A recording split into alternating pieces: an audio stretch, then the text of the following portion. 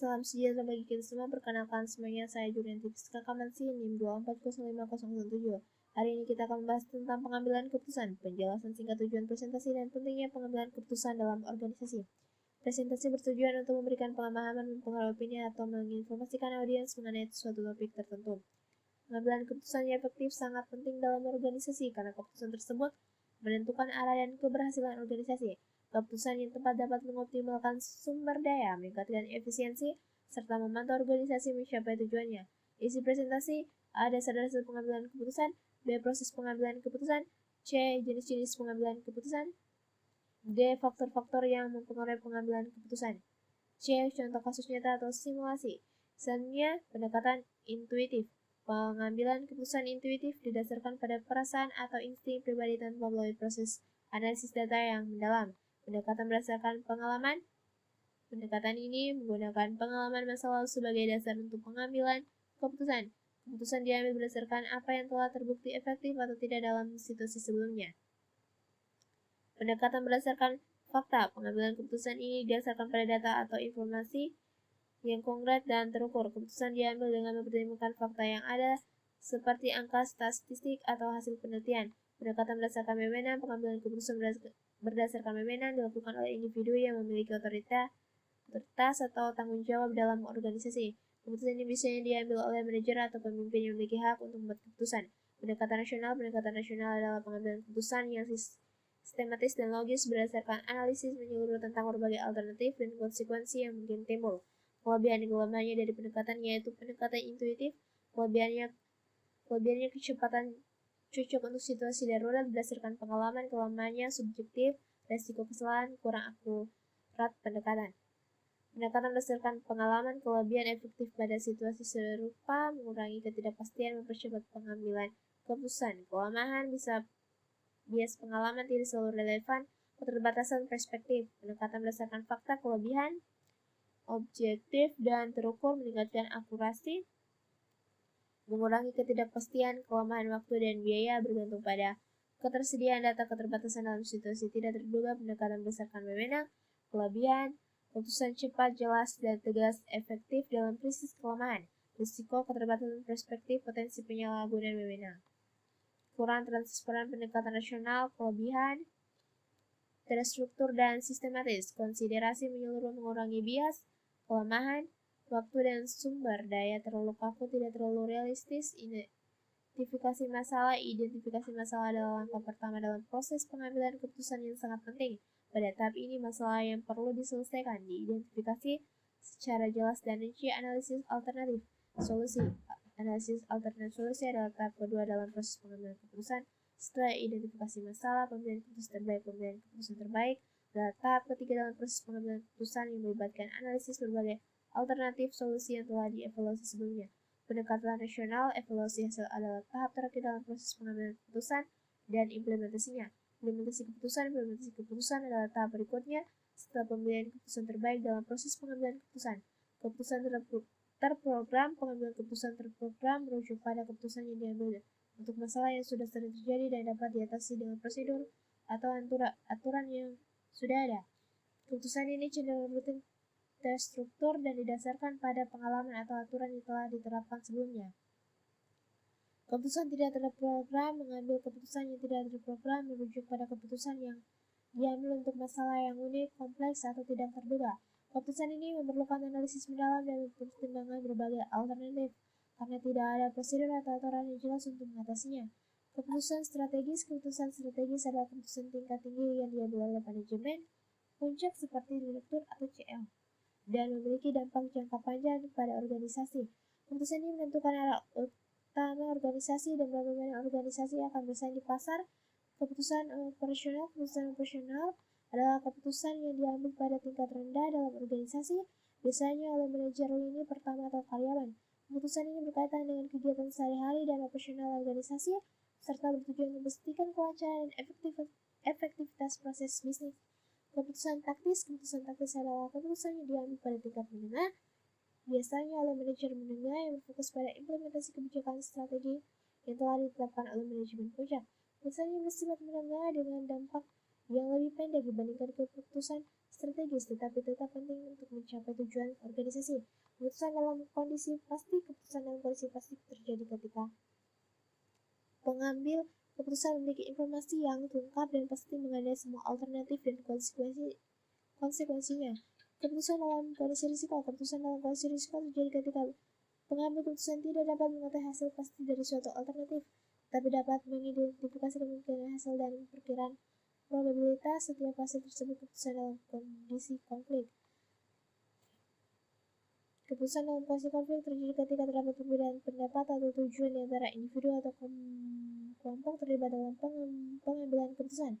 Faktor internal adalah elemen-elemen yang ada dalam organisasi itu sendiri yang dapat mempengaruhi operasi dan keputusan yang diambil.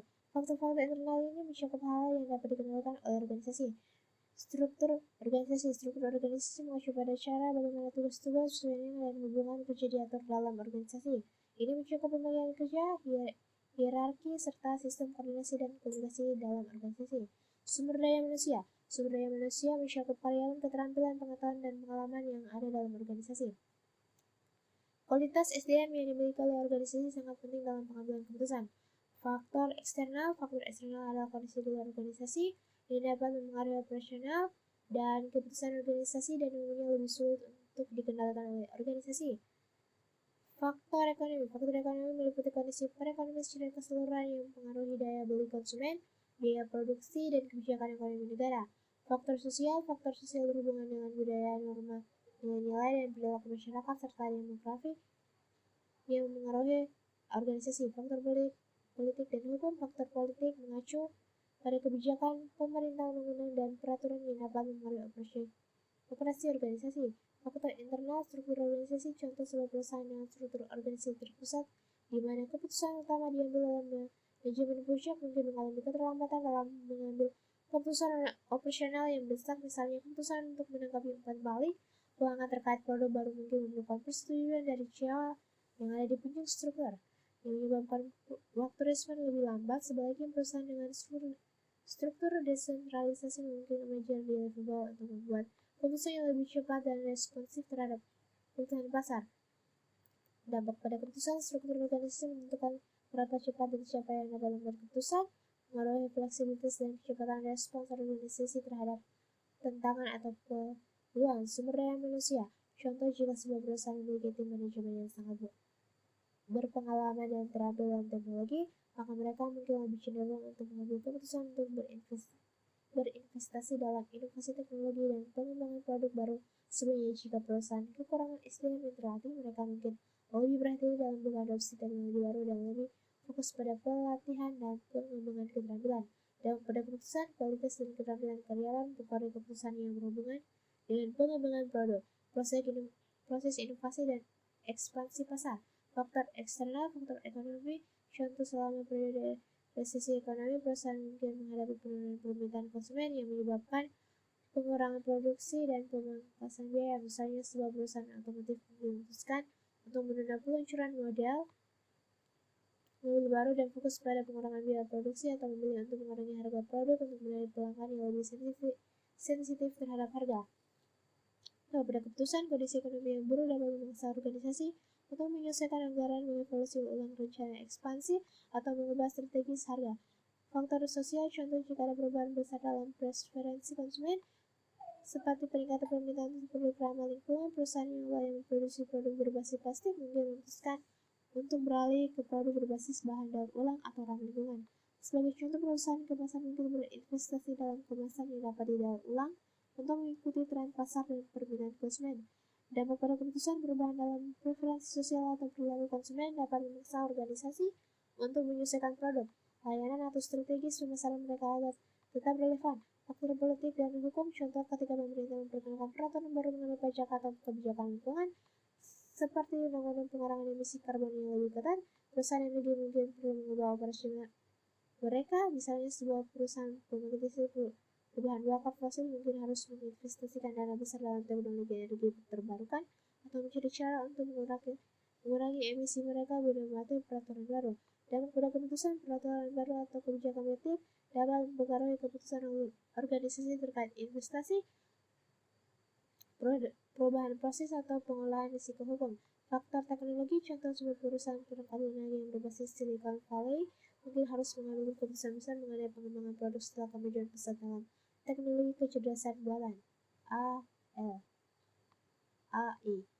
Perusahaan ini dapat memutuskan untuk berinvestasi dalam pengembangan algoritma berbasis AI untuk meningkatkan produk mereka atau menghadapi risiko tertinggal dalam pesanan jika mereka tidak beradaptasi dengan tren teknologi baru. Dalam pada keputusan teknologi baru dapat membuat organisasi beroperasi mengharuskan mereka untuk berinovasi atau meningkatkan kapasitas teknologi mereka untuk tetap kompetitif. Kasus faktor ekonomi, resesi, dan penurunan permintaan selama resesi ekonomi sebuah perusahaan otomotif menghadapi penurunan permintaan terhadap mobil, perusahaan harus memutuskan apakah mereka akan meluncurkan model mobil baru atau menunda peluncuran. Proses pengambilan keputusan, identifikasi masalah, penurunan penjualan mobil baru akibat resesi dan pengurangan daya beli konsumen. Analisis alternatif solusi. Alternatif 1, menunda peluncuran model mobil baru hingga ekonomi membaik. Alternatif 2, meluncurkan model baru dengan harga lebih rendah untuk menarik pembeli. Alternatif 3, menunda peluncuran dan mengurangi biaya operasional dengan memangkas produk mobil lainnya. Pemilihan keputusan terbaik karena resesi yang diperkirakan akan berlangsung beberapa bulan. Alternatif 1 dipilih, yaitu menunda peluncuran model baru dan fokus pada penjualan produk yang sudah ada. Implementasi keputusan tim pemasaran akan produksi diberitahu untuk fokus pada penjualan model yang ada dan menunda kegiatan promosi model baru. Perusahaan juga melakukan efisiensi biaya untuk menjaga kestabilan keuangan. Evaluasi hasil setelah beberapa bulan, perusahaan memantau kondisi ekonomi dan penjualan untuk menentukan apakah keputusan ini menguntungkan dan kapan peluncuran produk baru bisa dilakukan. Jenis keputusan strategis. Keputusan ini menyangkut masa depan perusahaan, yakni apakah peluncuran produk baru atau tidak di tengah resesi. Ia merupakan keputusan jangka panjang dan berhubungan dengan arah perusahaan. Keputusan taktis.